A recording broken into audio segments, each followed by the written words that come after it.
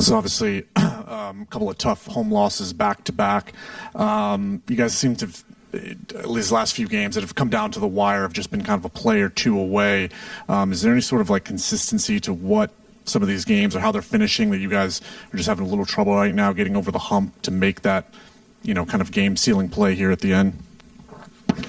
The last game, just a grinded out game, and one that if you pull out, you feel really, really good about. And, tonight wasn't as physical, but the refs let us play a little bit. And, for it to come in a similar fashion is tough. These two games were a little different, just with how they ended. I felt like, honestly, they're a little bit similar in the way that we had control, and we could have, slowed up on a couple of plays, and we were leading down the stretch, and obviously should have won them both. But they're both tough. It's tough. Those are out-rebounded side. That's been a strength for the team for the majority of the season. Was there something that Indiana was doing on the glass that led to their success? I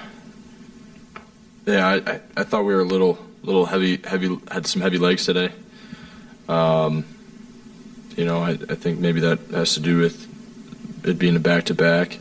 But I thought, Indiana did a really good job of, being physical, and crashing the offensive glass as well. They came in and played really, really hard and tough, and we knew they were going to.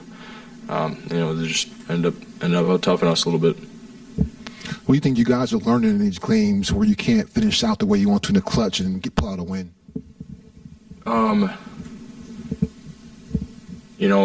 You think about how we lost last game. Guy misses a shot, we win the game. Obviously, there's a bunch of different plays that lead up to that. So we know the collective. It's not one play. It doesn't come down to one play or one shot. And the things we got to execute throughout the game. But you don't want the disappointment of one to turn into two. So that's hard for us because it's two right there that are in our hands that we got to win.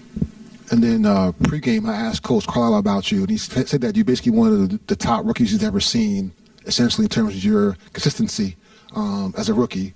When you hear somebody like that, Hall of Fame coach, talk about you with that kind of praise, what does it mean to you, if anything? That's really cool. Obviously, he's been around for a long time.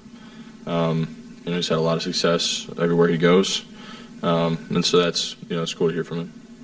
It seemed like Indiana in the first half, maybe in the first three quarters, did a good job of not letting you get a clean look from three. Can you talk about maybe their defense on you tonight? You still ended up with 18, and how your mindset is maybe when they're still giving you that defense to, just wait for it, and you got some good looks at the end of the game as well.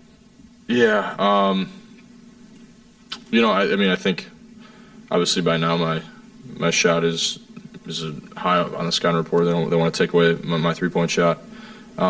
Also just had a tough time getting in a rhythm right away. Sometimes that's how the game goes. But also, getting in foul trouble, taking yourself on the game, putting yourself on the bench by fouling stupidly. That'll happen too naturally. Can you talk about that matchup sometimes where they're trying to get you onto Pascal Siakam? He had an and one on you earlier, and then you did a good job at the end of the game trying to kind of key him up without allowing yourself to foul. Can you just talk about that matchup right there? Yeah, when he goes left, he loves that spin back right, and kind of knew it, and I had my hand caught in there. That's one of those tough ones where you get beat and you don't foul hard enough, where he still finishes and gets 3 points. So you're trying to stay on his right hand because that's where he's going most of the time. Just did a good job keeping my body in front of him the second time.